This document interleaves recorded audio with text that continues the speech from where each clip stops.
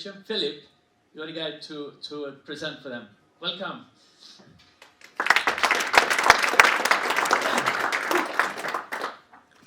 Can I get my slides on possibly?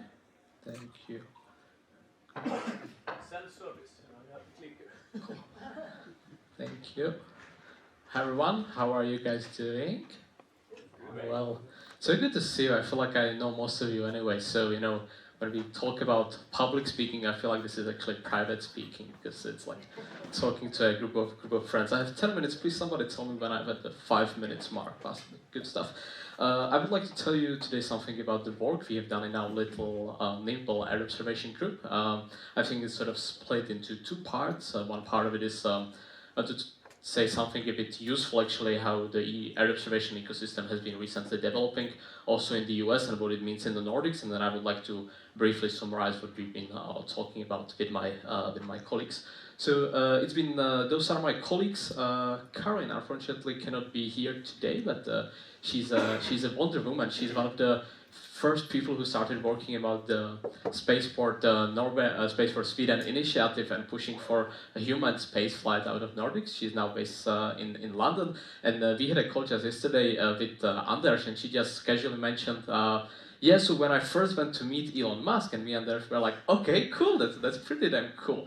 And then Anders is my colleague and friend from Norway, and he's working with the ISABIC there, and he's very well connected and sort of informed about the ecosystem there, so he's a great person to reach out to.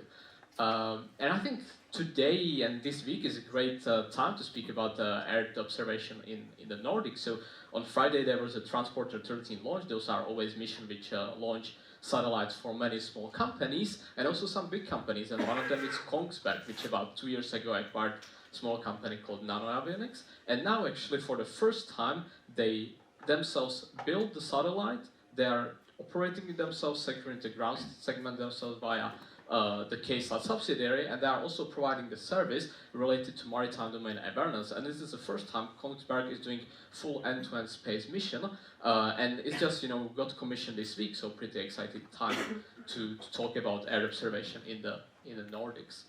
So the first half of my talk, I would like to talk about how smaller EO companies can work with primes and use them as the go-to-market channel. So I think this has been an interesting evolution in the air observation market, where let's say 10, 15 years ago, the approach, the narrative was that primes are our enemies. And if you were a small space company, you wanted to go against the Boeings and Lockheeds of that day. And I think in the last 5 years or so, that narrative has been kind of changing. And a lot of, especially in the US, we see a lot of smaller EO companies thinking, how can we work with primes? How can we work with multiple primes and use them as sort of a like a lottery ticket or access entry point towards larger governmental programs. So instead of delivering imagery only in optical or hyperspectral or thermal band and trying to develop full-end solution, now each of these companies which are working on SAR or RF imagery or something, they are wondering, how can we get primes and use them to access to larger C5 ISR type of program or complete domain awareness, and then be a smaller piece of much more important, bigger pie.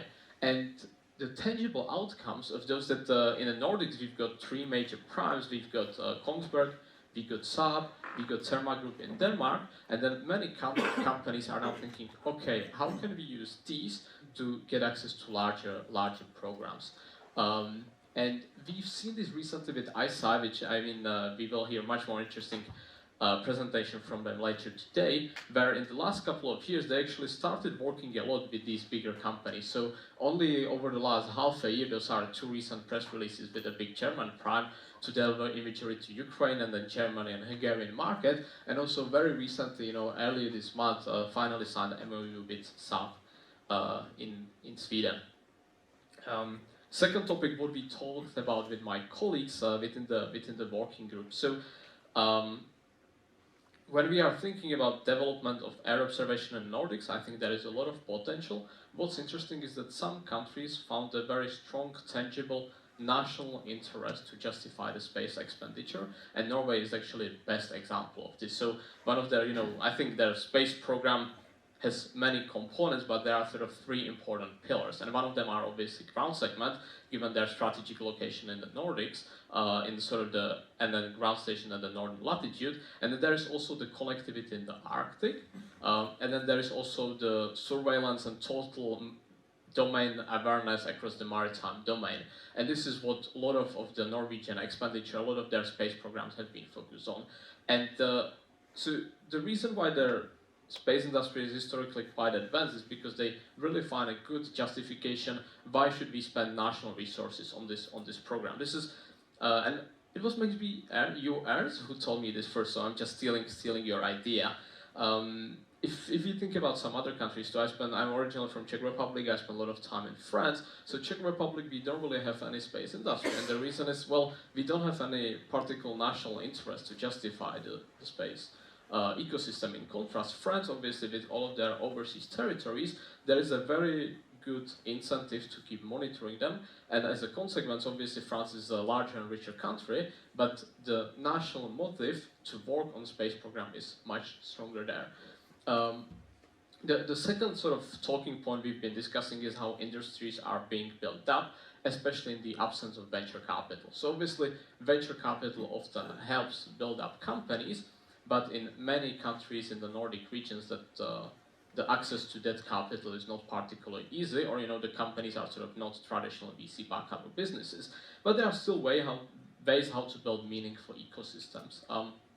And Ideal is an interesting Norwegian sort of electronic supplier. We started as just a subsystem supplier to larger programs, to KSAT and Kongsberg and other companies, and sort of being always at the tier 2 level. But over time, they figure out a way how we can slowly start working out of the revenue and our own balance sheet commercial product and being the end sort of delivery point, and slowly on that note start developing the industry. I saw another example in one of the first companies I've been working with called SAB Aerospace in Czech Republic, where it was just a mechanical shop, basically body supply to larger primes and to ESA, but over time they figure out, okay, well, this is a market need we see, and we can actually develop the product on our own and then start selling it and use it to fund other stuff.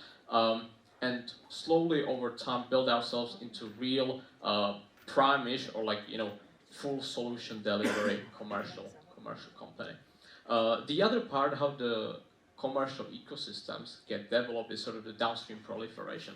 So this is again a point Anders mentioned, that in Norway there is a lot of emphasis and programs on the maritime awareness, and that means that there are a lot of upstream programs which deliver data. But the question is, what can we do with all of these data? And we slowly see some companies in Denmark and Norway, in other countries, working on a downstream segment of the value chain, using often the free or publicly subsidized data into more interesting end-to-end solution, and that slowly builds the ecosystem into sort of a valuable network. And then last point I would like to mention on that note is thinking about EO in broader context. So when Magnus tasked me with the sort of mission to put together this group, I was thinking, well, Nordic region, they should build a satellite. We should, talk about how to build more satellites. And then as we've been discussing and as we've been working on this topic, we came to conclusion that that may not necessarily be the only way how a meaningful EO ecosystem can develop. And so thinking across sort of the larger military intelligence, surveillance, reconnaissance kind of terminology, or thinking in that framework, or thinking about this framework which Aravind, I don't know if I can get the click work, Aravind puts together sort of data, but then also proliferation, working with the data towards end products, is equally valuable way how to put a meaningful ecosystem together. And with that, I've got 52 seconds left, so I'm a bit advanced. I would like to thank you all for your time, but more importantly, I think there is a real potential in developing the ecosystem in the Nordics. There are a lot of companies sort of at an early stage working on this, but there is also a sort of legacy industrial base. And I think that all could be transformed into something meaningful and into not having only ISI, but other meaningful sort of valuable players in the domain.